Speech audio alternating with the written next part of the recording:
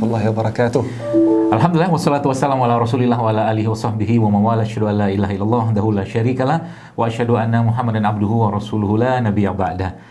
Alhamdulillah rabbil alamin. Masyaallah hari ini kita luar biasa. Saya hari ini agak deg-degan sampai ini baju saya agak keringetan dikit gitu kan, karena saat ini saya bersama saudara saya ya, saudara seiman tentunya, Masya Allah, dan saudara sebangsa juga, dan tentunya saudara seperjuangan. Kenapa seperjuangan? Karena beliau juga banyak menyampaikan pesan-pesan agama Islam yang tentunya sangat luar biasa ini melalui bidang beliau. Jadi di samping saya ini ada Syekh Doktor ya, Tiazen Al-Hakimi. Nanti beliau jelaskan sendiri beliau seperti apa, dan beliau ini di Bandung ya, Masya Allah banyak menjadi imam-imam ya, Syekh ya, Masya Allah ya.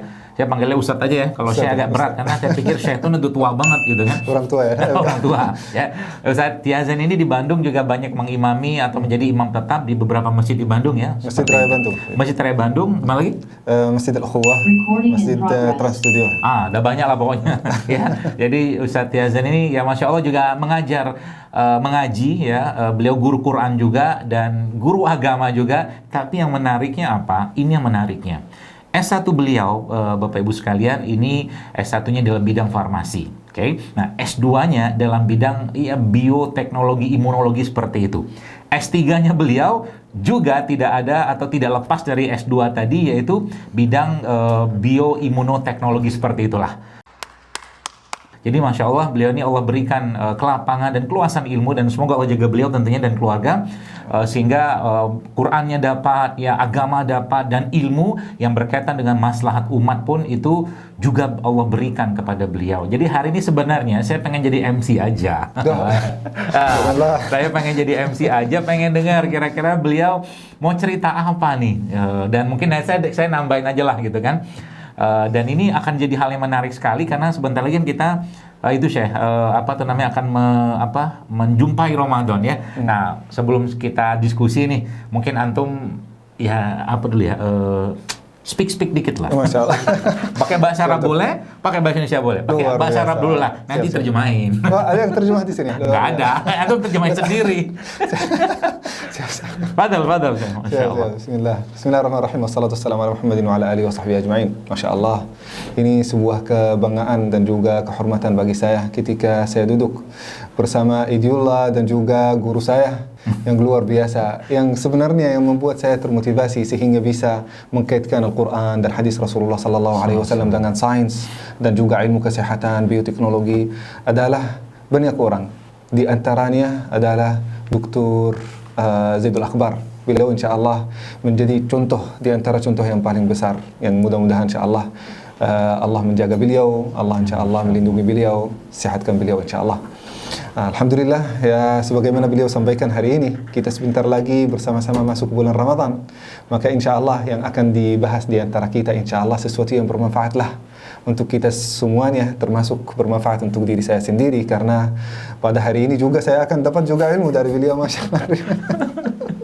Dan insya Allah kita akan berusaha apabila saya sendiri punya ilmu yang sedikit, yang sederhana, saya berusaha untuk menyampaikannya.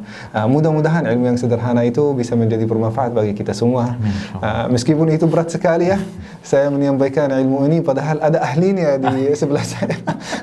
Saya muridnya ini, Anda tulab. Maka saat menyampaikan mungkin ilmu apapun di depan guru, pasti guru anak akan menilai ya. Akhir Zoom ini akan berapa? 40%, 30%? Ya, mudah-mudahan insyaAllah di atas 50% insyaAllah. Amin. Lulus. InsyaAllah itu mungkin sebagai preface dari anak sendiri, mudah-mudahan bermanfaat insyaAllah. Silahkan Habibah. Alhamdulillah. Itu sedikit perkenalan beliau. Dan saya perlu sampaikan juga sedikit ke teman-teman bahwa Ustadz Tiazen ini alhamdulillah, kalau Anda yang bertanya asal dari mana, yang jelas beliau bukan asli Indonesia, tapi beliau sudah menjadi warga Indonesia. Jadi WNI, Venezuela. Sama kayak saya lah. Kalau orang tanya, Dokter dulu warga mana? Indonesia lah, orang lahir di sini sampai kuliah sampai ya seperti inilah gitu kan. Ya, saya di Indonesia dan warga Indonesia, Masya Allah. Dan makanya hari ini juga saya pengen kelihatan Indonesia ya. Kenapa bilang Indonesia? Ya Indonesia seperti inilah, dan pernah ada yang mungkin teman-teman melihat postingan saya menggunakan bahasa Jawa ya. Nah, emang bisa bahasa Jawa dan nanti saya pakai belangkon. Baik, teman sekalian, ada satu ayat ya yang cukup menarik untuk saya, Ustadz. Yang biasanya ayat ini paling sering kita baca waktu Ramadan. Ya mungkin antum sudah hafal ayatnya tentunya ya, karena beliau juga ngajar Quran dan hafiz Quran insya Allah seperti itu. Dan ayat ini adalah berkaitan dengan Ramadan. Saya kira mungkin kita mulai dari sini dulu. Masya Allah. Kita mulai dari ayat ini berkaitan dengan puasa ini. Saya bacakan sedikit aja ya. Boleh, Nanti boleh. kalau salah-salah dikit tolong dikoreksi. Pasti tidak ada salah lah. Ada lah, kamu juga manusia. Tawakkal Allah, bismillah. A'udzu billahi minasy syaithanir rajim. Ya ayyuhalladzina amanu kutiba alaikumus siyam. Kutiba alaikumus siyana lilladzina. Kan lupa saya. Grogi. Luar biasa, ini sengaja kan ya. Sengaja. Jadi lupa beneran. Kalau gitu, ini nggak dibuat-buat serius. Saya kok jadi lupa tadi ya. Ini kan ada guru ngaji di sini, repot. Oke, kita langsung minta beliau aja membacakan ayat tadi supaya kita juga belajar makhrajul hurufnya dari beliau. Siap. Tafadhal. Apalagi makhrajul huruf ini juga termasuk di antara ada kata-kata ulama tajwid juga untuk otot-otot yang ada di Senam ya, kayak senam. Bisa senam Masya ya, betul. Tafadhal, Ustaz. Bismillahirrahmanirrahim. Ya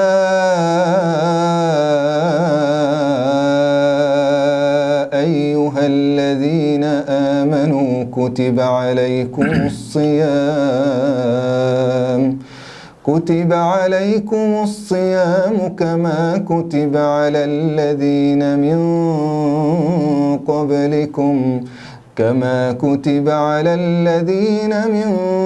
قبلكم لعلكم تتقون صدق الله العظيم. Masya Allah ya. Nah, kayaknya ini ayat bisa kita sedikit bahas ya. Nah, ini kita tahu bahwa Islam itu memiliki syariat atau mungkin hukum-hukum yang berlaku setiap ada Rasul yang Allah utus. Nah, dalam salah satu tadabbur saya nanti mungkin Ustadz Tiaza mungkin bisa tambahkan itu bahwa di situ ada kata-kata yang menarik di situ. Karena dalam konteks kita bicara syariat Islam, ketika ada Rasul yang baru datang, maka Rasul yang lama atau syariat di Rasul yang lama itu kan dihapus. Betul. Seperti itu kan? Betul. Tapi yang menariknya dalam ayat tentang puasa ini, Allah di situ sampaikan ya ayyuhallazina amanu kutiba alaikumusiyam kama kutiba alal ladzina min qablikum. Betul? Betul.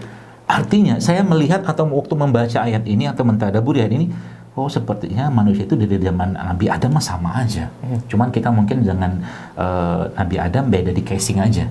Casing maksudnya badan Nabi Adam kan besar, kita kecil gitu kan. Jadi ternyata emang kalau dibilang apa metode pembersihan, metode sebelum mungkin detoksifikasi yang paling baik, yang paling katakanlah klasik dan paling dipakai, banyak dipakai dari dulu, ya puasa. Betul. Betul ya? Betul. Nah, karena beliau ini kan memang jurusannya juga berkaitan dengan imunobiologi, teknologi seperti itu, dan tentunya akan ada katakanlah mungkin sedikit beliau akan review ya, atau mungkin sampaikan sebelum nanti kita masuk ke bagaimana puasanya Rasulullah. Seperti itu ya? Insyaallah. Nah, min qablikum ini sebenarnya suatu hal yang sangat-sangat menarik untuk kita bahas ya. Kenapa? Karena memang ada apa? Kenapa sampai manusia disyariatkan puasa? Betul? Jadi saya tuh mikirnya kok sampai manusia disyariatkan puasa yang syariat ini sudah ada sejak zaman dulu dan sampai sekarang pun masih dipakai. Nah, kalau Ustadz Tiazan katakanlah mentadaburi ini, itu kira-kira apa yang bisa kita dapatkan ilmu di sini? Nah, Masya Allah, apa yang disampaikan oleh Antum itu benar. Kalau kita melihat agama-agama sebelum agama Islam itu, Dok, semuanya mensyariatkan puasa. Kalau kita melihat Masihi di perjanjian baru, mereka punya al-Yaumul Kabir. Sampai-sampai di antara mungkin Kiptis yang ada di Mesir, karena kebetulan saya pernah di sana juga, mereka juga punya puasa sampai 40 hari. Meskipun itu sunnah, bukan wajib. Tetapi mereka punya kewajiban yang namanya al-Yaumul Kabir. Di perjanjian lama, Dok, juga di agama Yahudi, mereka punya Yaumul Ghufran. Puasa sampai 24 jam. 24 jam. Nah, kalau kita melihat juga di dalam Hindu mereka punya 1 bulan, setelahnya ada hari raya seperti Islam ya. Nah, di Asia juga punya sama. Itu bukan hanya di agama aja, Dok. Kalau kita melihat ilmuwan sejak sebelum Islam seperti Pythagoras, seperti Hippokrat, kalau kita melihat juga Sukrat, ini semuanya yang ulama-ulama Yunani, mereka diriwayatkan atau mungkin diceritakan tentang mereka berpuasa, meskipun puasa mereka bukan untuk agama. Betul. Nah, puasa mereka untuk tujuan-tujuan yang lain. Entah itu mereka merasa lebih bahagia, lebih tenang, lebih sehat. Ada tujuan-tujuan yang lain. Sebagaimana antum sampaikan tadi ya, Allah Subhanahu wa taala ketika menyampaikan kama kutiba 'alal ladzina min qablikum, sebagaimana Allah memerintahkan orang yang sebelum kita untuk berpuasa, kita juga pun diperintahkan untuk berpuasa. Jadi ini sangat bermanfaat, dibuktikan bukan hanya sejak Nabi Muhammad SAW datang, tetapi itu selalu dilakukan oleh orang Arab juga, oleh agama Asyuri, agama Zaradishtiyah, agama Sikhiyah, agama-agama yang datang sebelum agama Islam, itu semuanya ada di dalamnya syariat puasa. Masya Allah. Bahkan ada salah satu scripture, Dokter. Ini lucu sekali tapi benar ini, fakta ini. Ditulis di dalam salah satu skrip di Irak itu ditemukan bahwasannya kita harus mengurangi makanan dan minuman sampai kita harus berpuasa. Kenapa? Karena menurut apa yang ditulis di sana, ini sudah 3.000 tahun yang lalu. 3.000 tahun yang lalu. Yang ditulis di sana, kita bisa hidup dengan 1/4 dari makanan yang sering kita makan. Sisa dari makanan itu menghidupkan para dokter. Paham? Ya. Jadi yang membuat dalam ini. Agak dalam. Siap. Terus bisa dijelaskan ini, bisa dijelaskan. Jadi kita hanya bisa hidup dengan hanya 1/4 dari makanan yang kita makan sehari-hari. Itu di skrip itu ditulisnya 1/4. Ya, ditulis seperti itu. Saya malah tiba-tiba teringat dengan perkataan Rasulullah SAW tentang sepertiga. Sepertiga, betul. Itu kan yang 1/3 makanan, 1/3 minuman, 1/3 udara itu. Tetapi itu kalau kita terpaksa, Dok. Kalau terpaksa kan, artinya porsi yang dimakan harusnya lebih sedikit dari itu. Lebih sedikit ya, jauh lebih sedikit ya. Kalau kita terpaksa mau kita makan lebih, sebanyak mungkin batas kita 1/3. Fathuluthul li ta'amihi wa thuluthul li syarabihi wa thuluthul li nafasihi. Betul. Nah, tapi di dalam skrip itu 1/4. Kalau kita makan di atas itu berarti kita menghidupkan para dokter. Jadi dokter menjadi semakin kaya. Ini dokter ya. Jangan gitu. Jadi dokter menjadi semakin kaya gara-gara kita makan berlebihan gitu ya. Gara-gara makan berlebihan. Oh gitu ya. Jadi satu ayat itu sudah bisa membuat banyak industri. Jadi Masya Allah, saya baru tahu juga itu teman-teman sekalian. Jadi ini suatu hal yang luar biasa sekali ya, karena ini kita baru ngebahas min qablikumnya. Min qablikum luar biasa. Baru bahas min qablikum. Dan ini saya pernah menyampaikan begini, Syekh. Dan bahwa sebenarnya ya karena manusia itu dari dulu, zaman dulu sama seperti Nabi Adam. Ibarat kata mah kita dengan Nabi Adam dengan kita sekarang kan sama, cuma beda di ukuran badan saja. Artinya ya Allah sudah mempersiapkan tanda kutip toolsnya untuk membersihkan badan kita, baik membersihkan secara ragawi dan juga membersihkan secara ruhiyahnya kita. Dan itu kan ada pada puasa. Nah, sehingga itu ternyata kan pada agama-agama yang lain ya, atau mungkin agama sebelum Islam juga, itu ternyata tadi antum sempat sampaikan, itu sudah ada protokol itu. Jadi saya kira mungkin tidak ada satupun agama di dunia yang tidak ada protokol puasanya, betul nggak? Betul. Artinya semua punya protokol puasa. Kenapa? Karena manusia, saya membayangkan begini. Jadi antum cerita tentang 1/4 tadi kan, kita ini kalau diberi kesempatan antara makan sama tidak makan, sejatinya kita akan milih makan. Kenapa? Karena kita punya bekalan hawa nafsu. Betul. Nggak mungkin kita nggak makan. Pasti pilihnya makan. Tapi bagaimana caranya untuk menyetop supaya orang tidak makan? Nggak mungkin kalau nggak ada syariat. Maka di situ terus lanjut yang ayat berikutnya tuh. Yang akhirnya itu adalah wa antasumu khairul lakum in kuntum ta'lamun. Jadi situ Allah bilang kan, puasa ini sebenarnya lebih baik bagimu jika engkau mengetahuinya. Betul kan? Ya betul. Jadi seakan-akan Allah ingin merahasiakan sebenarnya kalau mau sehat itu ya perbanyaklah puasa. Kan gitu kan? Perbanyaklah mengurangi porsi makanan yang ada perut penuh dan kajilah puasa itu karena aku sudah menyampaikan di situ ada rahasia yang perlu kau ketahui. Masya Allah, betul sekali. Coba antum cerita lagi nih. Saya kan tukang ngomporin aja. Luar biasa, Masya Allah. Padahal beliau sudah tahu ini. Nah, sebenarnya ini kita membacakan ayat semuanya ya. Kalau boleh, izinkan dari awal sampai akhir ya. Nah, kata Allah Subhanahu wa Ta'ala, ayyaman ma'dudat. فمن كان منكم مريضا أو على سفر فعدة من أيام أخر وعلى الذين يطيقونه فدية طعام مسكين فمن تطوع خيرا فهو خير له وأن تصوموا خير لكم إن كنتم تعلمون. Ini mungkin di dalam ayat ini, Dok, Allah Subhanahu wa Ta'ala menceritakan di dalam bulan Ramadan maupun di luar bulan Ramadan. Di dalam bulan Ramadan ada beberapa kondisi-kondisi kita boleh puasa, boleh meninggalkan puasa, yaitu saat kita safar, saat kita punya darurat, maka kita boleh meninggalkan. Nah, di luar bulan Ramadan ada yang puasanya sunnah, man tatawwa'a khairan. Nah, puasa yang namanya puasa tatawwa', puasa sunnah. Kalau kita memperhatikan itu, kalau kita selalu mengejar itu Senin dan Khamis, ayyamul bid, 3 hari setiap bulan, maka itu kata Allah Subhanahu wa Ta'ala khairul lakum, itu lebih baik. Nah, lebih baik dari segi kesehatan dan juga maupun dari segi agama. Dari segi agama pasti kita semuanya sudah tahu kan? Di dalam hadis kita akan dijauhkan dari api neraka. Setiap kali kita puasa 1 hari dijauhkan dari api neraka sampai 7.000 tahun. Masya Allah. Apalagi kalau kita puasa puasa Daud ya. Nah, apalagi mungkin akan memberi syafaat hari kiamat. Nah, mungkin ini kita semuanya sudah tahu. Ustadz sering menyampaikan ya tentang ini, Ustadz kan, Dok ya. Nah, tapi dari kesehatan ini orangnya yang akan berbicara tentang ini dari segi kesehatan, sebenarnya ini ada orangnya yang ahlinya, expertnya. Ya, pasti itu lebih baik bagi kesehatan. Kita pasti percaya pada Allah, pasti percaya pada Allah. Itu lebih baik bagi kesehatan.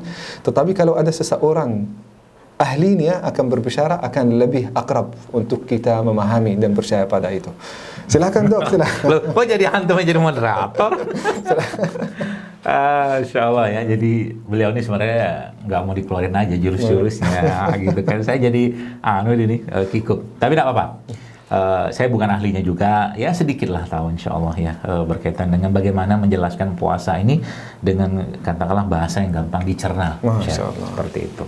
Jadi begini teman-teman sekalian, saya pernah menghitung ada suatu penelitian yang menyebutkan ada satu istilah yang disebut dengan apoptosis, ingat saya, itu bunuh diri sel ya. Betul. Nah, nyata itu kalau kita hitung rata-rata itu terjadinya tuh 11 sampai 14 hari, seingat saya pernah baca itu.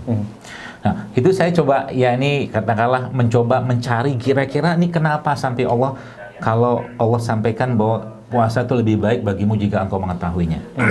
Ternyata itu kalau saya ambil rata-rata 11 sampai 14 itu kan 12.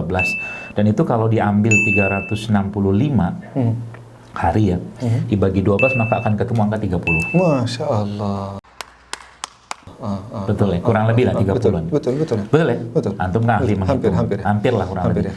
Jadi seakan-akan bulan Ramadan ini disiapkan Allah untuk bunuh diri sel-sel yang rusak tuh berjamaah. Gitu. Sehingga apa yang terjadi? Nah, yang terjadi ketika sel itu bunuh diri, ya katakanlah dia mati, yang rusak-rusak itu kan yang muncul kan sel baru. Betul kan? Betul. Makanya saya, masya Allah, saya sampai sempat tadabbur juga. Lanjut dari ayat tadi itu kan kita bahas tentang hadis. Nabi SAW jelaskan bahwa kata Nabi apa? Nabi tidak mengatakan orang orang berpuasa itu punya 2 keutamaan. Tidak ngomong gitu, tapi seingat saya hadis itu bunyinya begini, nanti tolong dikoreksi. Nabi bilang begini, kebahagiaan orang berpuasa, betul? Ada 2. Ya betul. Betul kan? Farhatun, ya betul. Farhatun itu kan? Nah, Saim farhatan. Nah, coba disebutin lu hadisnya. Saim farhatun yaum fitrihi wa farhatun yaum liqa'i rabbih. Kebahagiaan orang berpuasa itu dua. Jadi orang berpuasa itu sudah bahagia. Betul. Betul kan? Betul. Bukan Masya ngomong Allah. jadi yang dibahas Nabi itu Masya Allah. kebahagiaan. Orang puasa itu kebahagiaan ada dua kata Rasulullah SAW. Yang pertama ketika dia berbuka. Oke? Yang kedua ketika dia menatap, bertemu atau melihat wajah Allah, kan gitu kan? Betul. Betul. Jadi orang yang puasa itu yang bahagia siapa sih? Kalau kita bahas secara fisik ya nggak kelihatan. Nggak kelihatan lah. Bagaimana bisa kelihatan? Tapi yang sebenarnya kalau kita turun lagi ke dunia mikro, maka yang bahagia kan sel. Tuhan Betul kan? biasa. Kita turun lagi ke dunia lebih kecil lagi, katakanlah dunia bakteri, yang bahagia sama bakterinya. Bakterinya ngapain? Istirahat. Mereka bereproduksi. Karena apa? Mereka menggunakan cadangan-cadangan energi, cadangan deposit deposit energi yang selama ini nggak kepake. Itu lemak dan sel-sel yang udah dimatiin semua dengan apoptosis tadi, dan akhirnya muncullah sel-sel yang baru, bakteri-bakteri yang baru berkembang biak. Karena kan manusia juga punya instalasi tanda kutip bakteri yang sudah Allah berikan. Masya Allah. Jadi saya melihatnya, kok bahagia dibilang Nabi? Jadi orang puasa itu sejatinya kalau dia puasanya niatnya karena Allah, pasti bahagia. Luar biasa, Masya Allah. Waduh.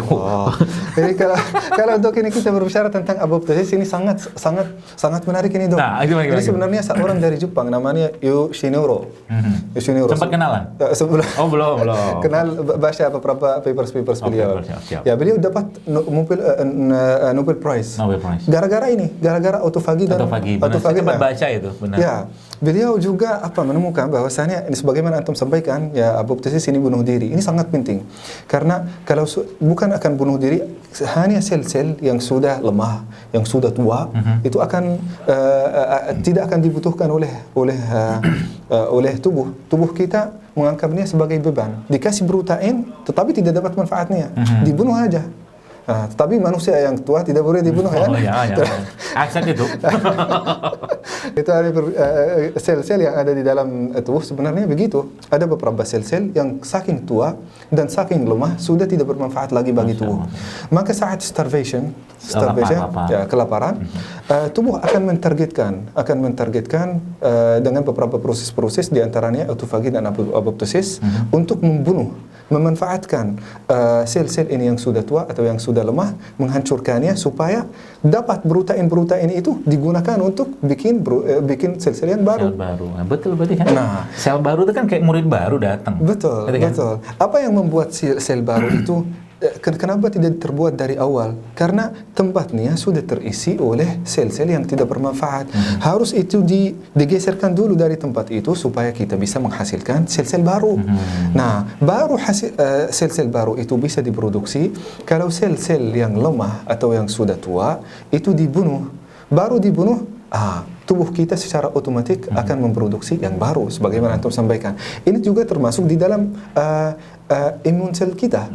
Imun sel kita, supaya kita menjadikan imun sel kita lebih kuat, lebih aktif. Maka jalurnya adalah starvation, kelaparan. Nah, dalam bentuk mungkin agama yang namanya fasting. Betul. Puasa. Dan setahu saya juga Rasulullah SAW disebutkan dalam beberapa riwayat hadis tidak boleh dibilang beliau itu nggak pernah kenyang seumur hidupnya kan. Nah, betul. Nggak pernah kenyang. Allah, sehingga dalam Syama'il Muhammadiyah yang dikarang oleh Imam Tirmizi itu, saya pernah baca waktu Rasulullah itu wafat, beberapa riwayat menyebutkan uban beliau itu kan cuman 11 atau 3 yang saya baca situ. Apa itu uban? Uban apa artinya? White hair. White hair. Ya, betul. Ya, sebenarnya juga ada hadisnya juga. Di antara sifat-sifat orang beriman, nahnu qaumun la na'kulu hatta nashba' wa idza akalna la najua'. Nah, kami sebagai umat Islam ini kaum kita tidak akan pernah makan kecuali kalau kita lapar. Kalau kita makan, kita tidak akan kenyang. Tidak sampai kenyang. Betul.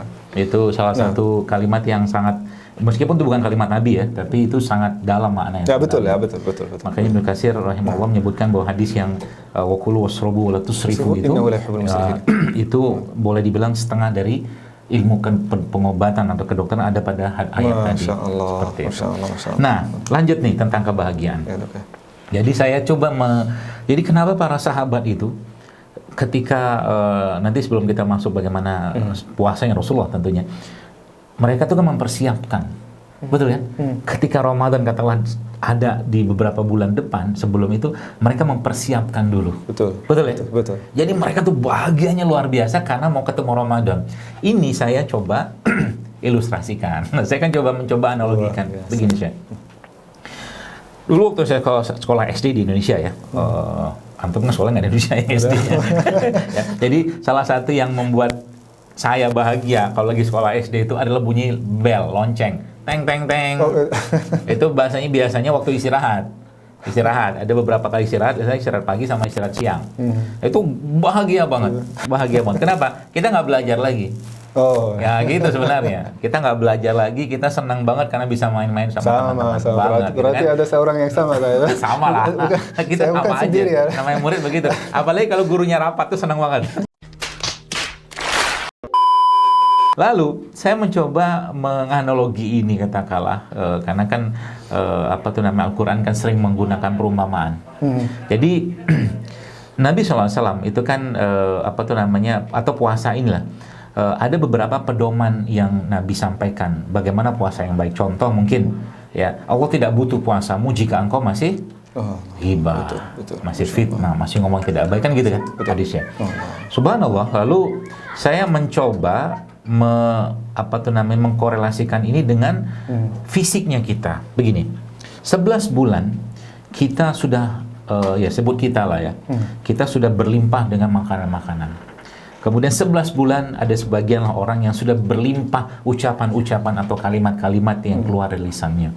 11 bulan sudah banyak beban-beban pikiran yang ada dalam dirinya, yang akhirnya Allah kasih 1 bulan untuk jangan lagi banyak makan, jangan lagi banyak bicara, jangan lagi banyak beban. Fokuskan saja dirimu untuk istirahatkan itu fisik-fisik tadi, dan perbanyaklah tanda kutip makanan-makanan untuk ruhmu.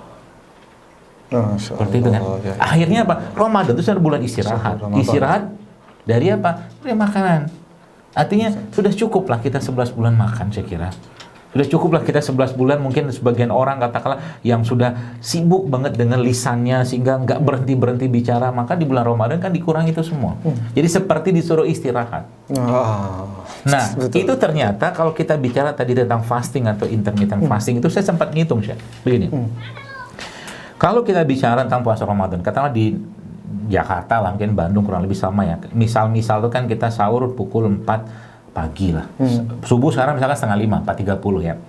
Lalu kita berpuasa katakanlah, artinya tidak makan itu kan sejak pukul 4. Betul kan? Lalu kita baru makan lagi nanti pukul 18. Berarti 14 jam. Hampir kurang 14 jam. Itu saya sebutnya fasting state. Tadi kita bicarakan autofagi tuh. Ya betul. Okay? Fasting state 14 jam. Lalu tambah lagi, kan biasa kan habis maghrib, oke lah makan sebentar. Jeda makan yang diberikan kurang lebih sekitar sejam lah. Katalah habis maghrib dia makan, habis isya dia makan lagi lah, setengah jam, 1 jam. Sisanya ngapain? Tidur. Misalkan dia nggak habis tarawih lah, istirahat gitu kan. Artinya saya ngitung-ngitung dari 24 jamnya manusia di bulan Ramadan, kalau dia betul-betul ngikutin pedoman Nabi, maka ada kurang lebih sekitar 22 atau 23 jam tubuhnya berada dalam kondisi fasting state. Betul sekali. Dan hanya 1 jam itu, kalau 1 jam kan kesempatan berapa banyak sih orang bisa makan 1 jam? Nggak bisa juga banyak-banyak kan? Akhirnya dipaksa tanda kutip ya, kita untuk beribadah dengan sholat tarawih, sholat malam dan seterusnya sampai ke subuhnya. Sehingga tubuh itu seakan-akan di 24 jam itu proses autofagi, atau 22-23 jam itu proses autofagi dan apoptosis itu berjalan terus-menerus tuh. Betul? Ahsan. Ini betul-betul sangat berkaitan dengan autofagi dan intermittent fasting. Kalau intermittent fasting minimumnya 12 jam. Betul. 12 jam dari kapan? Dari Isya makanan, saat kita mungkin buka puasa, setelah itu mungkin 2 jam kita lanjutkan makanan dikit kan, itu sampai sahur. Kalau kita mengikuti sunnah Nabi SAW yang tidak makan malam hari ini ya, maka itu 12 jam sampai sahur kan. Dari sahur sampai buka puasa itu 14 jam. Itu benar-benar siyam sahih. Itu yang namanya medical fasting. Ya, tidak ada bedaan ya, betul. Apalagi kalau kita melihat ya dok, kita melihat kalau protein dan karbohidrat dan lemak itu dicerna di dalam tubuh kita dengan waktu-waktu tertentu. Kalau kita melihat karbohidrat itu 3 jam, kurang mungkin 3 jam, kurang lebih ya, 3 jam. Kecuali kalau simple sugar itu 1 sampai 2 jam saja. Itu kompleks sugar sampai 3 jam. Kalau kita melihat protein 4 jam. Kita melihat lemak 7 sampai 12 jam. Betul. Nah, jadi itu benar. Kalau kita sudah selesai, berarti semua yang kita makan waktu sahur itu semuanya habis, gitu. Tercerna. Dan juga sebagian yang sudah yang lemak dan kolesterol yang ada di dalam tubuh kita akan juga digunakan. Kenapa? Karena karbohidrat, protein, lemak yang ada di dalam sahur kita sudah habis energinya. Akhirnya menggunakan cadangan energi yang lain. Nah, sekarang kita makan di buka puasa, saat buka puasa. Kita makan lemak, protein, dan juga karbohidrat. Karbohidrat habis setelah 3 jam. Protein 4 jam. Kalau kita lemak 7 sampai 8 jam. Berarti kita makan sahur. Ini energi baru gitu. Betul. Jadi luar biasa. Ada 2 fasting di sini sebagaimana antum sampaikan. Itu benar-benar kita istirahatkan tubuh kita dan juga usus kita. Ini namanya merelaksasi usus. Betul, relaksasi usus. Ini juga dalam satu penelitian, Dok, namanya meremajakan usus. Meremajakan usus ya. Meregenerasi usus. Regenerasi, betul. Jadi Masya Allah ya, itu sedikit gambarannya bagaimana sebenarnya saya tuh membayangkan kita tuh bersyukur, bahagia banget, beruntung banget diberikan puasa Ramadan. Betul ya? Betul. Jadi karena memang orang suruh istirahat, udah nggak usah banyak makan lagi deh, gitu kan? Banyakin baca Qur'annya, banyakin zikirnya, banyakin berbuat baik ke sedekah, seperti itu yang memang dalam Islam memang di bulan Ramadan ini kan Nabi sallallahu alaihi wasallam kita tahu bahwa sedekahnya beliau sallallahu alaihi wasallam itu kan seperti angin yang berhembus di bulan Ramadan. Jadi memang kalau saya sering menyampaikan itu ya bahwa memang bulan Ramadan itu sebenarnya bukan bulan untuk kita banyak-banyak membahas tentang makanan. Juga. Karena kadang-kadang saya bingung gitu kan. Ya Allah, saya bilang 11 bulan udah cukup lah kita makan, saya kira mungkin ya. Jadi bulan ini tuh ya sudah kurangi makan, perbanyak makanan ruhnya gitu loh. Betul ya? Betul. Kita istirahatkan perut kita dan juga saku kita. Iya, betul. Jadi kalau istirahat otomatis kan itu ya pasukan-pasukan cadangan yang dipakai. Begitu ya? Betul. Seperti itu. Jadi akhirnya terjadi apa yang terjadi, proses detoksifikasi terus-menerus. Itu saya bilang tadi bahwa dengan feeding state-nya kita yang cukup singkat tadi itu, kan fasting state sekitar 20 jam atau 22 jam kan. Feeding state yang cuma berapa jam itu kan otomatis tubuh kita terus-menerus berada pada fase detox. Betul. Seperti itu. Sehingga ya wajar orang yang berpuasa itu bahagia. Wajar puasa itu memberikan efek yang luar biasa karena autofagi sendiri baru terjadi kalau starvation. Betul? Autofagi baru itu, jadi konsep autofagi di mana ya memakan sel-sel yang sehat, yang bagus itu memakan sel-sel yang rusak itu baru bisa terjadi dalam kondisi starvation atau kelaparan. Makanya kelaparan itu lebih dicintai Rasulullah. Ada hadisnya kan? Saya.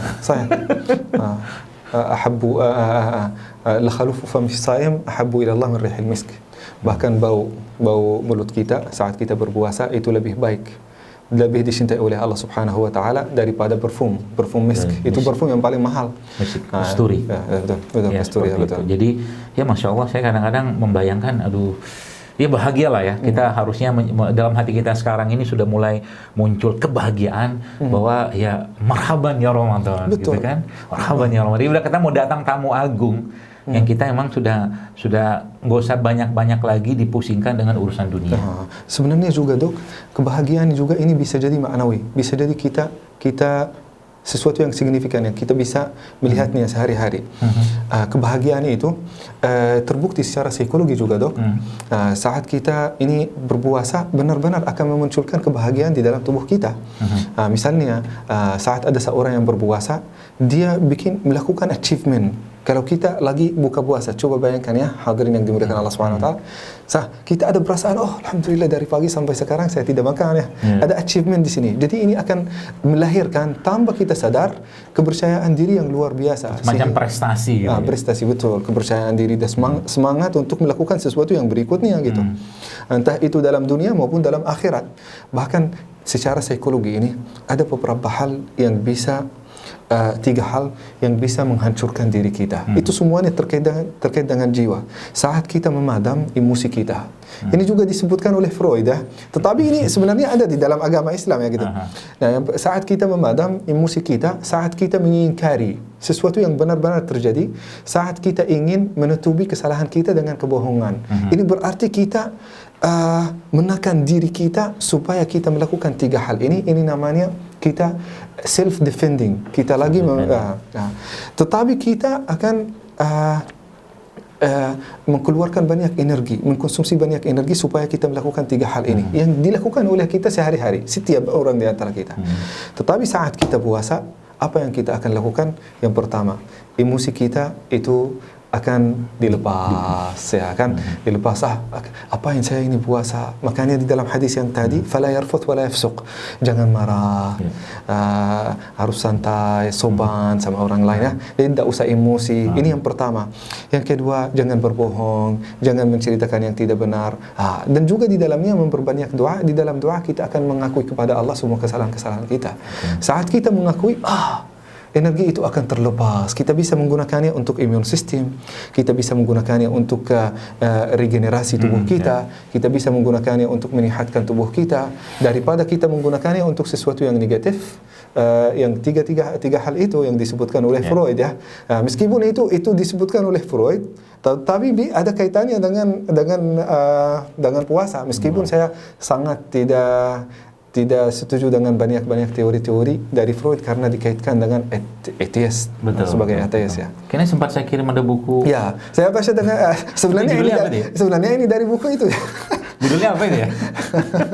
Ini bukunya itu ditulis Masya Allah ratusan tahun yang lalu. Tetapi benar-benar kalau saya yakin kalau Freud baca dari buku itu pasti tidak akan keluar teori-teori dia itu. Ya, teori-teori akan mengakui bahwasanya ini benar-benar ada ulama Islam sudah menyampaikan discover hal-hal itu. Jadi itu buku bahasa Arab. Saya berikan kepada beliau karena beliau lebih ahli bahasa Arab. Dan itu membahas tentang psikologi. Jadi ternyata Islam itu sudah membahas tentang psikologi itu jauh sebelum si Sigmund Freud. Orang sudah bilang gitu kan, Sigmund Freud, ya seperti itu. Dan ternyata ya memang puasa adalah salah satu cara, ya, Allah untuk menenangkan jiwa kita, hawa nafsu kita supaya dia tunduk kepada atau mungkin berada pada koridor puasa tadi. Makanya kan Nabi katakan Allah tidak butuh puasa orang-orang yang masih marah, masih ngomongin orang, kan Allah nggak butuh puasa seperti itu. Dan itu ternyata emang cara yang paling baik untuk meredam emosi. Jadi tadi kita bahas tentang siklus-siklus atau autofagi segala macam, ternyata secara emosi pun subhanallah itu puasa cara yang paling baik untuk meredamnya. Dan ini begini teman-teman sekalian, saya mungkin kasih ilustrasi sedikit. Katakanlah ada orang di depan kita dan kita melihat itu di depan kita, ya. Orang yang sedang bertengkar atau mungkin jidal lah, berdebat tanpa arah yang jelas gitu kan.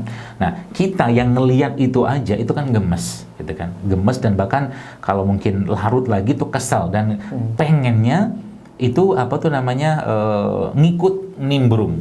Ya pada jidal tadi itu kan. Nah, makanya dalam hadisnya Nabi menjelaskan bahwa Allah menyiapkan surga bagi orang yang meninggalkan debat. Betul ya? Betul. Saya nyambungin gitu aja. Betul. Saya tukang sambung aja sih. Ana za'imun bi baitin fi wasatil jannah liman taraka al-mira wa in kana muhiqa. Bayangkan seandainya lagi puasa ada orang kayak begitu, misalkan di depan kita, langsung kita meninggalkan itu sambil kita mengatakan aku lagi puasa. Selesai.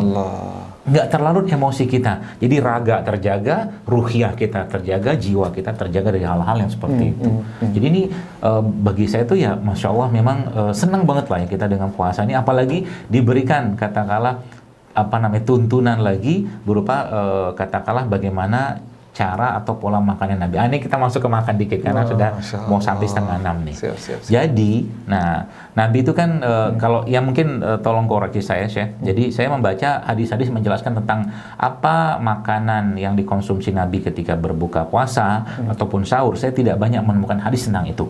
Yang saya tahu bahwa Nabi itu berbuka dengan menggunakan kurma basah. Kalau nggak ada kurma basah, kurma kering, tamar ya. Kalau tidak ada kurma kering, belum menyarankan menggunakan air putih. Betul ya? Betul. Nah, di sahurnya Nabi SAW itu menyebutkan bahwa sahurlah kalian meskipun hanya dengan sekedar air putih. Tapi Nabi nggak nyebutin sahurnya pakai apa. Betul kan? Betul. Nah, sekarang coba kira-kira ada kaitan apa nih? 3 benda tadi. Kenapa urutannya rutop, tamar, dan air putih? Betul kan? Betul ya? Betul. Dan ini saya coba terbang lagi ke ayat yang lain di mana waktu Bunda atau Bunda Maryam alaihissalam akan melahirkan Nabi Isa, kan Allah katakan itu rutuban janiyah. Rutuban janiyah. Dalam keadaan sedih, dalam keadaan takut, dan bahkan di situ disebutkan pengen mati ya. Tapi tidak boleh kita terjemahkan dengan bahasa kita tentunya. Itu Allah menyuruh Maryam alaihissalam untuk mengkonsumsi rutab. Ada hubungan apa dengan puasa? Nah, sebenarnya ini dari diri saya sendiri ya, Dok ya. Sebenarnya kalau kita melihat rutab dan tamr dan ini terdiri dari beberapa marahil dan phase. Awal rutabnya terdiri dari asab, namanya asab. Asab ini kering banget ini. Kering. Setelah itu namanya balah. Setelah itu namanya tamr. Setelah itu namanya rutab. Nah, jadi yang paling matang itu rutab. Paling matang dan juga paling banyak airnya dan juga gulanya. Paling banyak air dan paling banyak gula. Ya, gula. Kenapa? Karena serat-serat yang ada di asab, yang ada di balah, yang ada di tamr sudah menjadi simple sugar. Simple sugar itu mudah sekali dicerna, tetapi masih ada serat-serat fiber di dalamnya. Yang di rutab itu. Yang di rutab. Masya Allah. Nah, saya punya nih, sebentar saya ambil kepean dulu nih. Ini ada sentuhannya, Masya Allah. Nah, ini dia nih. Nah, ini rutab ya. Biasa, rutab ya namanya. Karena saya suka ngomongin makanan. Nah, ini kan tamar ya. Tamar ya. Masya Allah. Ini teman-teman kalau yang pengen tahu tentang rutop, ini rutop. Jadi beliau karena memang sama aja kayaknya. Jadi karena beliau memang ahli dalam hal seperti ini, biomolekuler kan bidangnya kan. Nah, tadi beliau jelaskan. Jadi perbedaan antara jadi rutop ini yang kandungan airnya paling tinggi. Betul. Dalam keadaan orang berpuasa, Masya Allah, Nabi menyarankan untuk mengkonsumsi rutop. Jadi kayak yang belum pernah makan rutop, carilah rutop. Tahun ini coba bukanya pakai rutop, jangan gorengan. Boleh sih gorengan, halal-halal saja. Tapi kan kita ingin bagaimana mengikuti katakanlah petunjuk Rasulullah SAW. Rutop ini airnya paling tinggi dan dia simple sugar ya. Simple sugar. Simple sugar artinya gampang sekali dicerna oleh tubuh dan akhirnya kalau simple sugar otomatis kan dia cepat sekali memberikan energi.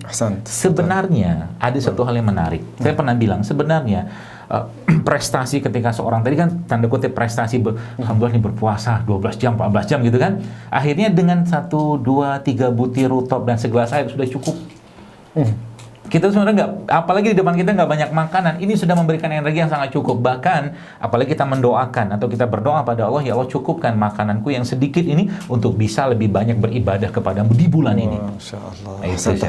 Ini juga di antara hikmahnya juga, Dok. Kadang-kadang kalau kita lagi puasa, tiba-tiba kita mau buka puasa, kita lagi lapar. Nah, ini kita ingin menyerang makanan kan? Serangan makanan.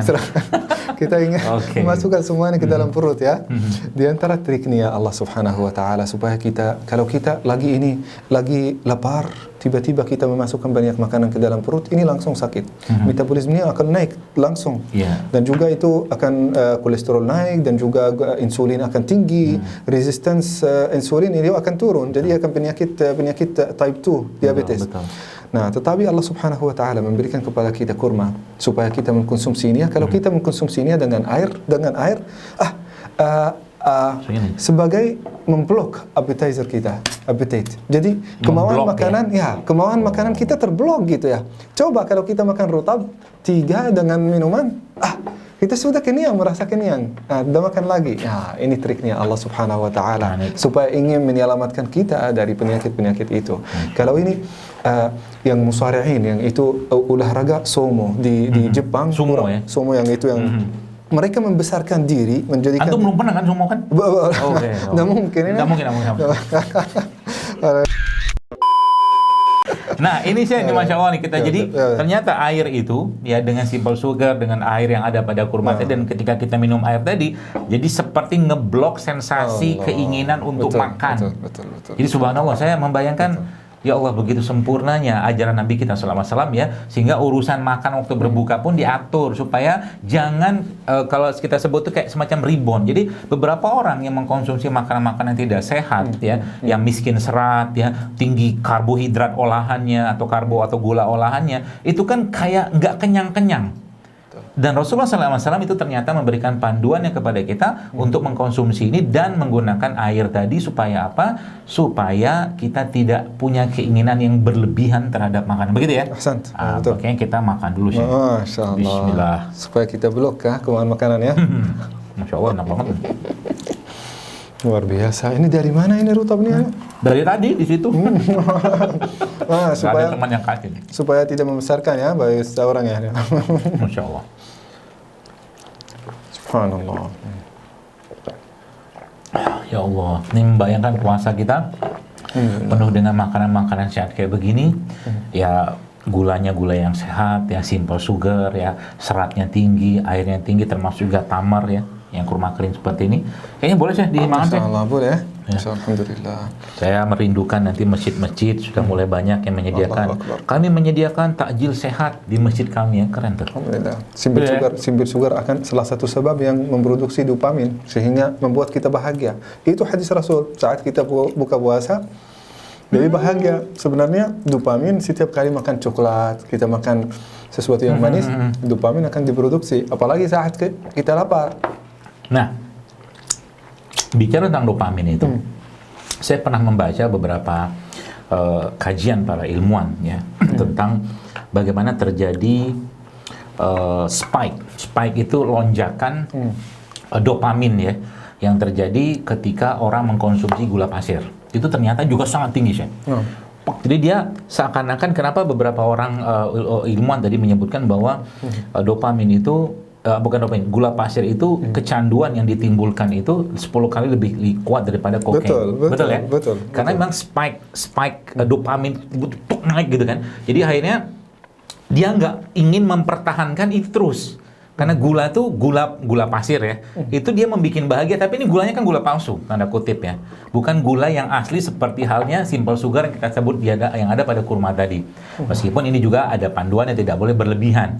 Tidak boleh berlebihan, itu sebabnya. Nah, ini mungkin antum tahu juga lah tentunya Nabi SAW juga memakan kurma ini dengan salah satunya dengan menggunakan butter.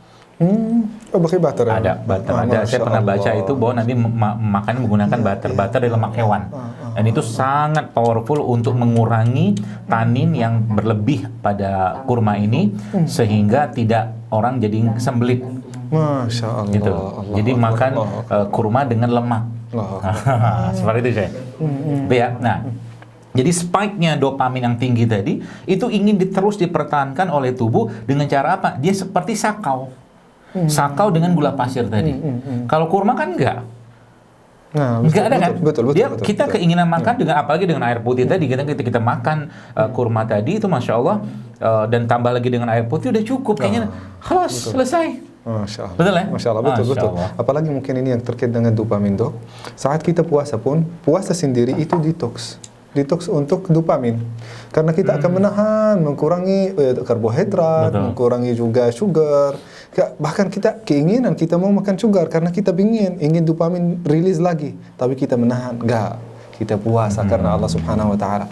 Jadi insyaallah sepanjang bulan Ramadan, Dok, itu benar-benar detoksifikasi untuk semua dopamin yang diproduksi secara berlebihan. Sehingga kita bisa mengobati diri kita kalau kita punya adiksi atau ketagihan kecanduan untuk sugar, untuk coklat atau ke nikotin. Insyaallah bisa itu dengan semua. cara puasa dan makan ini kali ya. Nah, bisa ya, betul ya. Subhanallah ya. Subhanallah. Jadi ini singkat dan luar biasa. Kita baru masuk hari ini baru setengah. Tapi mungkin ada beberapa tambahan sedikit lagi ya. Bagaimana keseharian Rasulullah SAW di bulan Ramadan ya. Mungkin Ustaz Yazan bisa cerita sedikit nih. Kira-kira aktivitasnya Nabi itu di bulan Ramadan seperti apa? Aktivitas Rasulullah, kalau beliau bangun untuk sahur, biasanya beliau bangun sebelum sahur untuk melakukan salat qiyamul lail. Tapi bangun sebelum sahur untuk beberapa rakaat. Nah, melakukan salat qiyamul lail, setelah itu makan sahur, dan juga mentelatkan waktu sahur. Mengakhirkan waktu sahur sampai sebelum azan. Di antara azan dan sahur Rasulullah itu 50 sampai 60 ayat. Itu berapa menit tuh kira-kira? Ya, itu ya kurang lebih 7 menit. 7 menit. 7 Jadi menit ya, sebenarnya, ini saya banyak mungkin ya. terjemahkan bahasa beliau ini. Ya. Jadi sebenarnya kalau misalkan sahur atau waktu subuh kita sekitar 4.30 ya, Betul. itu ahsannya, bagusnya kita sahur tuh 4/4 aja. Ya, 4/4 sahur, kita akhirkan sahurnya sehingga nanti waktu-waktu itu tuh kita pertama sesuai dengan apa yang Nabi contohkan dan kita memperbanyak istighfar di waktu Ahsan, sahur. Masya Seperti itu. Allah. Istighfarnya itu meditasi dari Rasulullah Sallallahu Alaihi Wasallam. Meditasi halal, meditasi yang berpahala. Setelah itu Rasulullah tidak pernah tidur setelah subuh. Setelah subuh tidak tidur ya? Tidak tidur ya. Karena Rasulullah Sallallahu Alaihi Wasallam bahkan menyuruh sahabat melarang sahabatnya untuk tidur pada waktu itu, karena pada waktu itu turun rezeki kepada kita, maka kita harus bekerja keras. Ya, itu mungkin terkaitannya dengan circadian rhythm atau biological clock. Circadian rhythm. Ya, biological clock ya, Dok ya. Melatonin yang akan diproduksi supaya mempersiapkan tubuh kita untuk bekerja. Itulah hadis Rasulullah dan keseharian Rasulullah Sallallahu Alaihi Wasallam. Tidak boleh kita tidur pada waktu tubuh kita dipersiapkan untuk bekerja kan. Ya. Makanya kalau salah satu tadabbur yang saya tentang kebiasaan Nabi ini adalah ketika Rasulullah SAW ba'da subuh itu kan beliau berdiam di masjid menunggu sampai datang waktu syuruk. Jadi seakan jadi kan gini teman-teman sekalian, ketika matahari terbit, maka sistem tubuh kita berubah menjadi simpatik. Ya, circadian rhythm kayak begitu ya. Maka yang bekerja adalah hormon-hormon yang bersifat kewaspadaan, adrenalin, epinefrin, ya, testosteron seperti itu. Dan ketika matahari tenggelam, ini circadian rhythm kayak begitu kurang lebih ya. Saya mencoba menambahkan apa yang beliau sampaikan tadi. Yang bekerja ketika matahari terbenam adalah sistem parasimpatik yang berhubungan dengan relaksasi, ya, hormon-hormon tenang, hormon kebahagiaan, hormon rileks seperti itu. Dan itu ditandai dengan apa? Adanya matahari dan tenggelamnya matahari. Maka tadaburnya adalah ketika Rasulullah SAW berdiam di masjid ya untuk menunggu waktu syuruk ya, itu subhanallah seakan-akan lagi mempersiapkan mata untuk nanti melihat matahari. Ketika kita melihat matahari bukan melihat bukan melihat screen ya, matahari ya. Karena banyak orang zaman sekarang habis tidur lihat screen, handphone ya, bukan lihat matahari. Yang terjadi apa? Terjadi switching kan. Switching dari yang tadi parasimpatik di malam hari, switching ke simpatik. Itu circadian rhythm. Sehingga apa? Langsung berubah siklus hormonnya yang dari parasimpatik tadi menjadi ke simpatik. Masya Seperti Allah, itu ya. Masya Allah, ahsan ya. Dipersiapkan dengan beberapa hormon, termasuk kortizon, termasuk melatonin, supaya kita juga adrenalin dipersiapkan supaya kita semakin kuat. Betul. Masya Allah. Bekerja sampai salat duha pasti ya. Salat duha sampai salat zuhur, salat asar, salat maghrib dan salat isya. Beliau biasanya keseharian beliau di Ramadan karena di sana sangat panas. Kalau kita melihat cuaca di Makkah itu tidak ada 4 cuaca sebagaimana kita lihat di Eropa. Seperti kita di Indonesia, kita punya musim kemarau, musim panas kan, atau musim hujan. Di sana mereka juga punya 2 musim, musim panas dan panas sekali. Panas sekali. Jadi karena saking panas di sana, apalagi di bulan Ramadan, Rasulullah Sallallahu Alaihi Wasallam biasanya ini boleh menurut al-mazhab al-Imam Syafi'i. Apabila beliau haus, maka beliau madmadah bil ma. Tidak sampai minum, tidak sampai masuk ke dalam tenggorokannya, tetapi madmadah. Berkumur-kumur ya. Nah, berkumur-kumur aja. Nah, itu di dalam bulan Ramadan dan juga sambil menggunakan siwak. Ini jangan dipakai di Indonesia. Kecuali Indonesia musimnya 2, panas sama panas banget. Nanti gara-gara kalimat ini dipakai kumur-kumur gitu kan. Dan kumur-kumurnya nyari celah gitu kan supaya airnya masuk. Ya betul. Ya. Nggak boleh itu ya. Itu khusus di tempat yang sangat panas. Ya. Oke. Lanjut ya. Betul. Setelah itu Rasulullah Sallallahu Alaihi Wasallam selalu ini memperhatikan siwak khususnya ketika beliau puasa. Ketika beliau puasa jangan sampai berbau mulutnya ya. Ya betul. Kita sebagai dalam kondisi puasa kita sangat dicintai oleh Allah Subhanahu wa taala, tetapi juga kita harus jangan sampai bau kita mengganggu malaikat, orang lain. mengganggu Bahkan malaikat, ya? malaikat dan juga orang lain. Nah, kita masuk masjid, kita pasti akan salat dengan banyak orang. Betul. Kita juga pasti saat kita melakukan amal saleh, kita pasti ditemani oleh para malaikat. Maka kata Rasulullah, akrimuhum. Kita memuliakan mereka dengan apa? Kita harus dalam kondisi yang mulia, yang sangat dicintai. Dalam pakai parfum, dalam kondisi bersih gitu. Nah, sampai buka puasa. Sebelum buka puasa, kata Rasulullah, lis-saimi da'watun la turad. Doa seorang yang berpuasa sebelum beliau buka puasa ini, maka tidak akan tertolak oleh Allah Subhanahu wa taala. Disitulah saat itu 5 menit, 10 menit Rasulullah mengadu kepada Rasulullah, curhat kepada Allah Subhanahu kepada Allah ya betul. Kepada Allah, meskipun Rasulullah tidak punya dosa, kita tetap muhasabah pada saat itu. Ini termasuk juga, banyak orang yang berkata ini termasuk juga meditasi, tetapi sangat bermanfaat secara halal. Kenapa? Kita akan mengakui semua dosa-dosa kita kepada Allah. Kita akan meminta dari Allah untuk menjadikan kita orang baik. Saat kita meminta dari Allah untuk menjadikan kita orang baik, kita automatically kita menjadi orang lebih baik. Betul. Kita benar-benar mentargetkan, mengarahkan diri kita kemana? Ya Allah, jadikanlah saya orang penghafal Al-Quran. Maka automatically diri kita akan terarah untuk dipersiapkan untuk menjadi penghafal Al-Quran. Tinggal kita ikhtiar setelah itu. Nah, jadi itu doa dalam kondisi lapar, kita benar-benar merasa khusyuk yang luar biasa, Dok. Nah, pesannya apa? Waktu lagi berbuka puasa, jangan ribet dengan hal-hal yang nggak penting. Misalkan ya, kita sebut-sebutlah mungkin buka puasa di Indonesia secara umum tuh jam 6 lah kurang lebih ya, secara umum. Maka jam 6 itu ketika selesai kita berbuka puasa, kata menggunakan tamar atau air ini, angkatlah tangan, berdoa. Minta ampun kepada Allah, dan mudah-mudahan saya sering mengatakan kalau doa itu bisa kita dengar kalimatnya dengan lisan kita, itu akan lebih menggetarkan jiwa kita. Betul. Ya, dan karena doa itu sebenarnya juga obat. Doa itu dia bukan cuma sekedar kita memohon. Jadi orang yang diberi taufik hidayah untuk berdoa itu sudah sangat luar biasa. Itu dikatakan Umar bin Khattab radhiyallahu anhu tentang bagaimana saya itu sudah bersyukur diberi taufik hidayah untuk berdoa. Saya tidak menunggu kapan doa akan diijabat, saya menunggu kapan saya bisa berdoa. Dan ini 30 hari kita diberi kesempatan untuk berdoa, dan waktunya mustajab semua di luar daripada waktu berbuka tadi.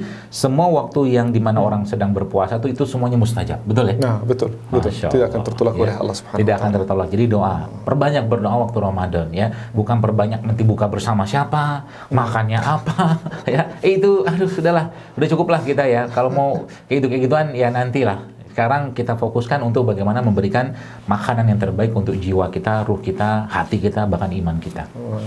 Betul ya? Jadi lalu bagaimana lagi ke para sahabat itu kebiasaannya tentunya juga mirip dengan Nabi Rasulullah dan saya pernah baca juga ada beberapa sahabat itu yang mereka bisa wudunya itu di waktu Isya tidak putus atau tidak batal wudu sampai ke subuh. Betul ya? Kayaknya seingat saya itu Umar, seingat saya itu. Itu Utsman bin Affan. Utsman bin Affan karena beliau salat. Jadi sholat dari Isya sampai subuh. Allahu Akbar. Sampai khatam Al-Quran 30 juz dalam salatnya. Masya Allah. Itu saya pernah nyoba di salah satu masjid yang antum imam itu. Waktu itu antum belum imam di situ, di masjid Habibur Rahman. Itu kan satu malamnya kan 3 juz tuh. Betul. Itu saya pernah melihat, bukan melihat tapi cerita teman-teman gitu kan, itu Masya Allah ada yang, karena satu malam tuh 3 juz, itu di malam terakhir, 10 malam terakhir itu kan mulai jam 1 ya biasanya. Itu jadi jam 1 sampai jam setengah 4. Anda bayangkan 2,5 jam 3 juz. Itu kadang-kadang ada yang sudah Assalamualaikum tapi dia masih sujud. Jadi ya imam sudah Assalamualaikum itu sudah salam kanan kiri, masih lah sujud di situ, dia dibangun sama temannya. Udah selesai salatnya. Nah begitulah, Masya Allah ya. Jadi tapi menarik sekali itu ya. Maksud saya kalau yang mungkin belum pernah merasakan itu coba rasakan. Antum tahun ini insya Allah deh ya. Di Habibur Rahman tahun ini tutup karena dari pemerintah itu dari POM. Belum ya. Jadi tidak diperbolehkan dari kementerian. Kementerian. Tetapi insya Allah di masjid lain. Masjid lain aja. Masjid ada maksudnya cobain cobain kalau Utsman kan itu semalaman. Kayaknya untuk kelas iman kita nggak cukup gitu loh. Nah kita nyobain beberapa juz aja bagaimana melawan kantuk dan katakanlah kaki yang kadang-kadang bergetar gitu ya. Itu kadang-kadang Masya Allah gitu kan, merasakan kita bersusah payah untuk Allah gitu lah. Bersusah payah untuk beribadah kepada Allah, dan amal itu sesuai dengan tingkat kesulitannya, pahalanya, betul ya? Betul. Gitu. Al-jaza عظم الجزاء من عظم البلاء. Nah, besarnya pahala tergantung pada besarnya usaha. Masya Allah. Jadi kalau yang Ramadan tahun ini yang betul-betul katakanlah niatkan. Jadi mulai sekarang yang menyaksikan video ini atau mungkin Zoom kita ini, ayo kita pertama siapkan perasaan bahagia dengan kehadiran Ramadan. Yang kedua sudah mulai pasang target Ramadan ini mau ngapain. Ya, bukan nanti bukanya pakai apa, sahur pakai apa, buka bersama siapa, bukan itu. Tapi bagaimana kita bisa bersusah payah mengejar Allah ya dengan ibadah-ibadah di bulan Ramadan sehingga nanti paling tidak dari katakanlah sahabat-sahabat atau mungkin tabi'in ya, mungkin tabi'in seperti itu yang mereka yang Imam Syafi'i kita tahu dalam Ramadan bisa 60 kali ya khatam Quran. Saya kadang-kadang nggak kebayang ya 60 kali itu bacanya gimana. Tapi lebih dahsyat lagi kan Utsman. Satu malam selesai 30 juz itu bacanya gimana gitu loh. Satu rakaat malah juga. Satu rakaat witir itu ya. Bisa satu rakaat. Satu rakaat sudah dari Al-Fatihah, Baqarah sampai An-Nas. Dalam satu rakaat. Biasa. Jadi berdirinya mungkin sekitar 14 jam kali itu ya. Kalau hitung-hitungan gitu ya. Ya, bisa jadi dalam riwayat itu dalam satu rakaat bisa jadi kalau beliau capek boleh duduk, boleh. Yang penting membacakan Al-Qur'an dalam satu rakaat itu sudah luar biasa itu. Tapi Allah Subhanahu wa taala juga kalau kita mungkin lagi capek, jangan sampai kita berdiri lama karena bisa jadi kalau kita tidak terbiasa itu akan menimbulkan beberapa mungkin kerusakan-kerusakannya. Kalau kita belum terbiasa, belum terlatih. Makanya dibiasain. Dibiasain. Ya. Masya Allah ya. Jadi ini luar biasa ya. Saya kira mungkin ini nggak selesai hari ini kan sudah hampir 17 juga. Masih banyak yang kayaknya kita perlu ngulang lagi nih saya kayaknya. Kita membahas yang lain lagi dalam rangka Tarhib Ramadan. Saya nggak tahu kapan, tapi mudah-mudahan Allah kasih waktunya. Amin. Entah nanti di sebelum Ramadan atau nanti menjelang di Ramadan ya awal-awal kita coba nanti ya, sehingga nanti banyak yang tercerahkan sehingga Ramadan tahun ini menjadi Ramadan yang tidak biasanya. Ya, salatnya bukan tidak biasa itu maksudnya kita bersusah payah gitu mengejar Allah ya. Bahkan kalau misalkan dia jago bikin makanan-makanan gitu ya, mulai sekarang ya bukan cuma untuk dirinya, jadi makanan yang terbaik yang dia miliki itu dia berikan untuk orang lain di bulan Ramadan karena itu pahalanya sangat luar biasa.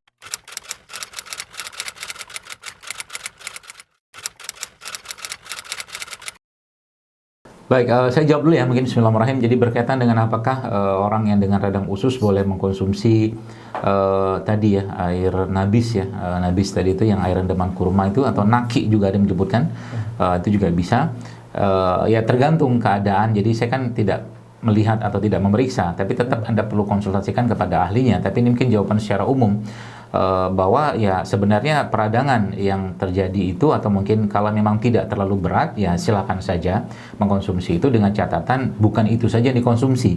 Biasanya salah satu yang saya gunakan atau mungkin resep katakanlah yang saya anjurkan kepada orang-orang yang memang mengalami keadaan seperti ini adalah kalaulah dia menggunakan air nabis tadi itu dia campurkan lagi sedikit dengan madu dan garam mineral ya garam mineral yang sehat untuk bisa diserap dengan lebih mudah oleh pencernaan tubuhnya atau khususnya pada lambungnya, dan itu insya Allah akan sangat baik. Di samping itu juga biasanya saya sarankan juga mengkonsumsi rimpang-rimpangannya yang kira-kira nanti bisa katakanlah mengurangi peradangan pada lambung ya, seperti kunyit yang nanti juga boleh ditambahkan juga dengan jahe sedikit gitu kan untuk mengurangi peradangan pada lambung.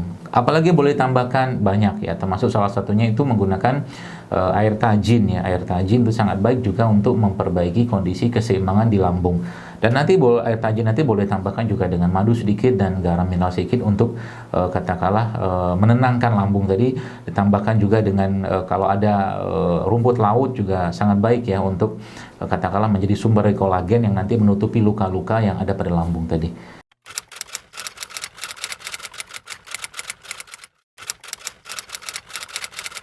Yang kedua mungkin Syekh Tiazen boleh menjawab. Masya Allah. Tentang autofagi, ini sebenarnya kalau kita memeriksa sel-sel yang ada di dalam tubuh kita, kita masih muda, remaja, kecil, besar. Sel-sel di dalam tubuh kita ini regenerasi setiap beberapa hari, tergantung. Kalau mungkin sel darah dibandingkan dengan susun tulang, dibandingkan dengan kulit, setiap sel di dalam tubuh kita punya umur tertentu, entah itu beberapa tahun atau beberapa hari atau bahkan beberapa saat. Nah, ada beberapa sel-sel di dalam tubuh kita saking juga sudah tua dan atau lemah, tidak bermanfaat, atau mungkin ada masalah-masalah di dalam jin-jinnya, ini akan dimatikan apabila dalam kondisi starvation, apapun umur kita. Nah, tapi namun untuk puasa bagi anak-anak kecil kita memperhatikan umurnya berapa. Mungkin ya Dr. Zaidul lebih mengetahui ini. Kita perlu i'tiyad, kita membiasakan mereka secara gradually, secara bertahap-tahap, berlahan-lahan, sambil juga mengamati kondisi-kondisi mereka. Puasa bermanfaat bagi mereka, insya Allah bermanfaat, tetapi tergantung umurnya berapa dan berapa jam mereka akan berpuasa. Pasti ya, tentu saja kalau mereka belum bulugh, mereka tidak wajib untuk berpuasa. Maka itu harus jadi salah satu topik pertimbangan di dalam saat kita membiasakan mereka. Nah, jadi apakah autofagi itu terjadi untuk anak? Terjadi untuk mereka. Ya, jadi prinsipnya begini ya, mungkin saya tambahkan sedikit dari apa yang beliau sampaikan tadi ya. Pertama, memang puasa ini kan syariat, maka kita perlu mengajarkan dan mengenalkan itu kepada anak-anak, terutama anak-anak yang sudah balik ya. Betul. Kalaulah itu mereka terjadi lapar di sana, maka itu bagian dari pembelajaran atau pendidikan kita kepada mereka, bahwa tidak selalu kita bisa merasakan katakanlah perut kita itu terisi terus ya. Maka puasalah pelajaran pendidikan untuk bersabar ya dengan kurangnya makanan yang masuk dalam tubuh kita. Itu pelajaran. Dan kalau semua disampaikan dengan konsep keimanan, maka Masya Allah anak-anak pun bisa menerima itu sebenarnya, karena sejatinya semua orang kan berada dalam kondisi fitrah ya, fitrah imannya. Maka ya tentunya kalau dalam kondisi lapar tadi ya, proses autofagi tadi mungkin disampaikan oleh Dr. Tiazen ya, itu bahwa tetap akan terjadi proses autofagi tadi. Nah, cuman ya yang mungkin pembahasan kita dalam hal ini nih memang lebih dominan kepada orang-orang dewasa yang memang kebiasaan makan tidak sehatnya banyak sekali. Ya, kalau pada anak-anak mungkin kita perlu atur sedikit supaya nanti mereka makan yang baik, makan yang sehat, dan makan sesuai dengan kebutuhan porsi mereka gitu kan, dibandingkan dengan orang-orang dewasa yang sudah terlalu sering atau terlalu banyak makan ya, seperti itu. Jadi ketika mereka makan yang katakanlah baik-baik gitu kan, ya buat orang tuanya ujian gitu. Papa nggak makan itu, Abi nggak makan itu gitu kan, kamu aja yang makan supaya kamu bisa bertahan dengan puasa. Kalau Abi udah sering makan kan, gitu. Misalkan kayak begitu ya guyonannya. Jadi maksudnya kebutuhan nutrisi mereka ya tetap bisa kita penuhin ya selama Ramadan, misalkan ketika berbuka atau sahur dengan protein, karbohidrat, dengan konsep menu yang atau gizi seimbang ya yang ada sekarang ini, dan bahkan sudah banyak kita bisa pelajarin itu sehingga anak-anak tidak terlalu berat katakanlah. Meskipun sebenarnya kemampuan vitalitas anak-anak itu sebenarnya lebih kuat daripada kita. Kita kadang-kadang terlalu mengkhawatirkan mereka, jadi pada sebenarnya kita yang perlu dikhawatirkan ya, karena tubuhnya anak-anak ya pemuda ya di Islam ya, atau mungkin secara umum itu ya memang mereka punya power atau tenaga yang jauh lebih kuat daripada orang dewasa. Tapi pelajaran puasanya tetap harus menjadi prioritas utama untuk mereka untuk bisa merasakan keberkahan dan kebaikan dari puasa itu sendiri. Saya kira mungkin cukup ya, saya sudah hampir mau maghrib.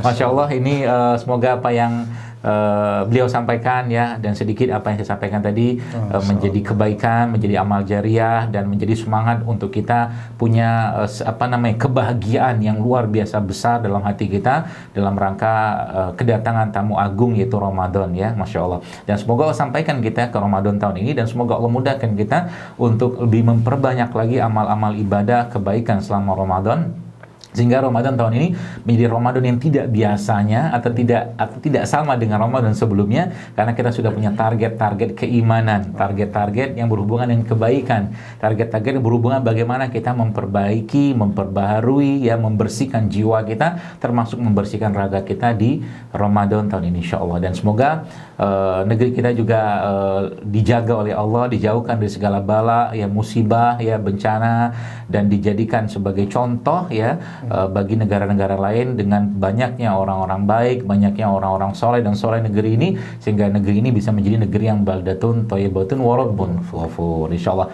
Kami mohon maaf kalau ada yang salah, saya juga mohon maaf, beliau juga mohon maaf ya.